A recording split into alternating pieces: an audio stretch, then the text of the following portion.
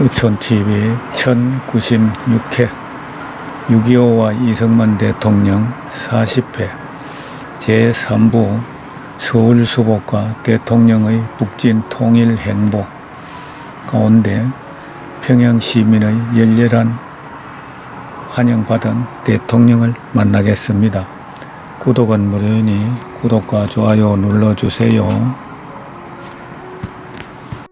미군 허가받으라는 대통령의 원산 시찰 10월 26일 참으로 고마운 우리의 이웃이며 우방인 타이완의 자유중국 정부는 우리에게 타이완쌀 1,000톤과 석탄 8,500톤, 소금 3,000톤, DDT 20톤 등 구호물자를 듬뿍 보내주어 부산항에 도착했다고 양성봉 지사가 보고해왔다.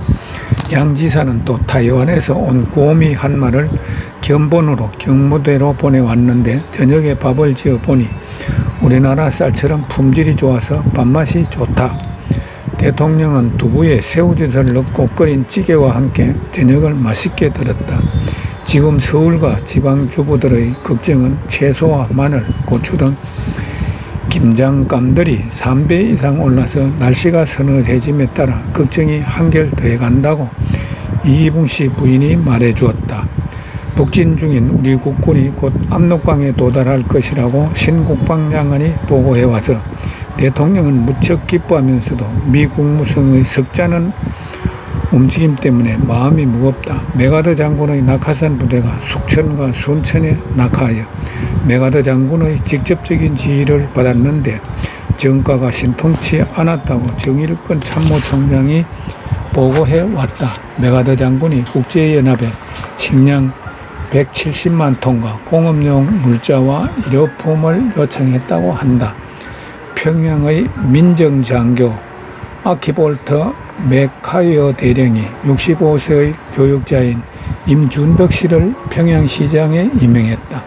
군당군 또 해주시 행정관도 임명할 모양이다. 어처구니 없게도 동해안의 항구도시 원산을 시찰하고자 하는 대통령이 원산 방문 허가를 얻기 위해 제10군단을 지휘하는 에드워드 멜먼드 장군에게 서면으로 허가를 요청해야만 한다고 했다. 동해안 쪽으로 북진했던 우리 국군이 미 제10군단을 10여일 앞질 먼저 원산을 점령하는 바람에 잔뜩 약이 오른 워커 장군의 경쟁자 엘몬드 장군은 마음이 편치 못하다고 했다. 북한에 우리 행정권이 미치지 못하게 미 국무성과 유엔군이 방해를 해서 지방 주민으로 구성된 임시치안대와 주민들의 보복행위가 심해서 선량한 동포들까지 피해가 극심하다고 했다. 대통령은 원산 시민들의 환영대에서 통일을 목전에 둔 지금 과거 외세에 강제된 사상으로 저지른 죄과는 관용하고 같은 민족끼리 서로 돕고 사랑하며 일체 보복을 하지 말자고 타이르는 연설을 했다고 한다. 평양 쪽을 점령하고 있는 미 8군의 장교들은 전투가 아직 진행 중인 동안은 대통령의 평양 방문을 삼가도록 건의해왔다. 그러나 평양 방문은 어떤 일이 있더라도 기꺼이 할 것이라고 대통령이 단호히 말했다. 평양을 다녀온 헬렌 킴은 그곳의 고적과 국보와 문화재들이 전쟁으로 많이 소실되고 피해가 크다고 대통령에게 보고했다.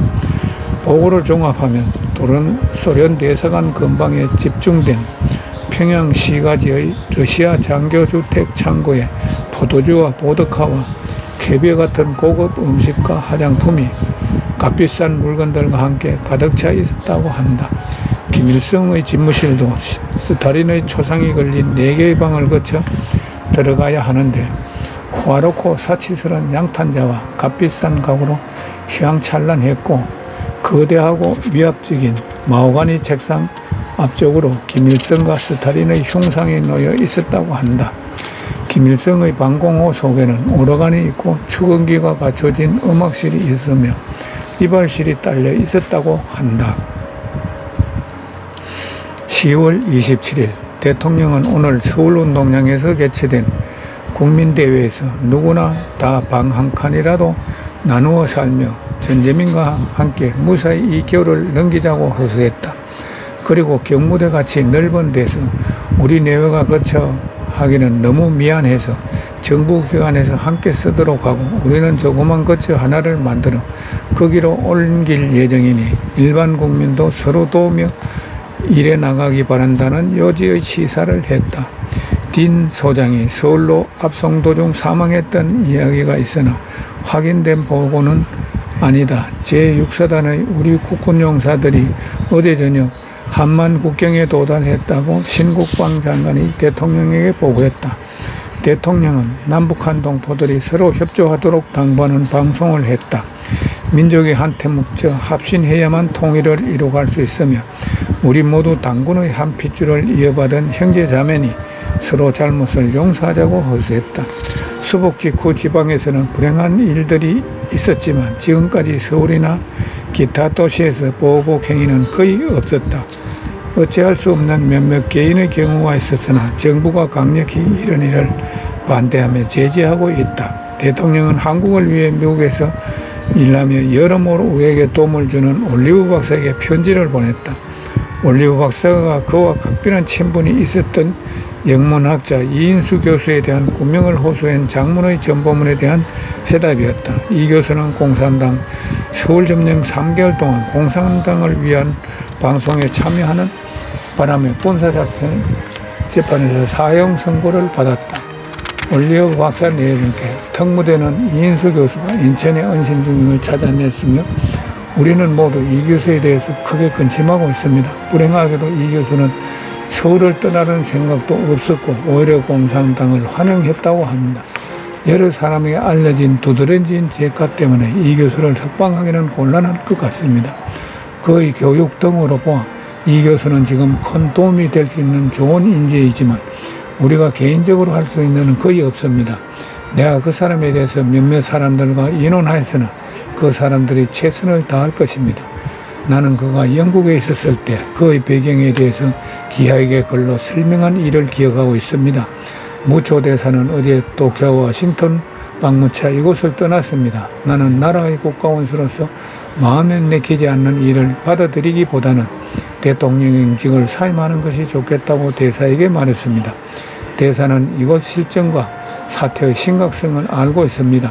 내가 우리의 권리를 이토록 고집하지 않으면 안 되는 것이 미안한 이제 모든 일이 진행된 뒤에는 지금 이 문제를 결정하는 것이 더 나을 것이라는 대사에게 말했습니다.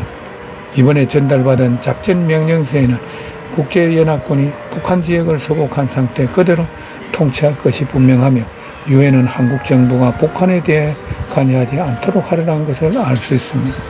앞으로 어떤 모양의 선거가 실시될 것인지 기한은 상상할 수 있을 것입니다. 주입식으로 세뇌되고 공산당이 일러준 마음만을 믿고 있는 북한 주민들은 자기네 지역을 다스리는 외국인만을 눈으로 보고 대한민국의 반대표를 던질 것이 확실합니다.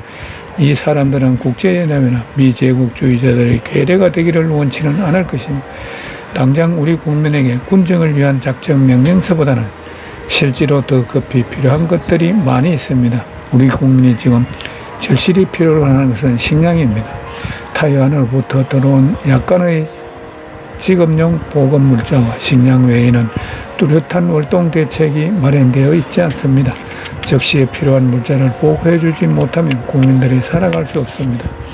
남한과 마찬가지로 북한에서도 식량 문제는 절실한 것이니 아직 확실한 대책이 논의된 바 없습니다. 이미 서리가 내려오고 추수기는 벌써 끝났기 때문에 더 이상의 식량 수확은 없을 것입니다. 다행히 남한의 식량은 우리 손에 남아있지만 북한의 식량은 모조리 공산군들이 빼앗아 가버리고 없다고 합니다. 북한 주민들이 굶주리고 있기 때문에 북진정인 우리 국군들은 식량을 주민들과 나누어 먹기 위해 하루 3번인 식사를 2번을 줄이기로 했다는 보고를 받았습니다. 북한으로 식량을 보내면 적어도 한 달 이상은 걸릴 것입니다.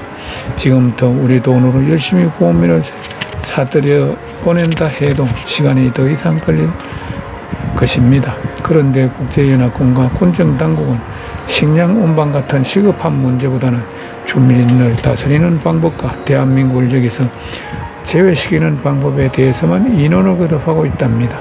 그들은 군사적인 각도에서만 일을 생각하는데 이것으로 충분한 것이 아닙니다. 대통령은 메가더 장군을 직접 만나 지금 일어나고 있는 사태의 심각성을 이야기하기 위해 메가더 장군에게 전보를 보냈다. 변형태 박사가 29일 미국으로 떠나라고 결정되어 변 박사 편에 보낼 편지들과 공문들을 급히 준비하느라 무척 바빴다. 이틀 전부터 지표가 교환되고 있는데 11월 3일까지 돈을 바꿔야 된다고들 한다. 4일부터는 현 지표는 사용하지 못할 것이기 때문이다. 대통령은 모레 평양으로 가서 시민들을 만날 예정이다. 1911년 대통령이 전국 순회 전도 강연을 할 때 가본 이래로 실로 39년 만이라고 한다. 나는 대통령이 평양에 갈 때 입을 한복과 두루마기를 정성껏 손질해 두었다.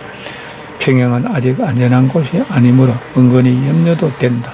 이번에 대통령을 소개하게 된 김광석 비서는 처음 소풍가는 어린이처럼 들떠있고 대통령 기쁨을 감추지 못한다.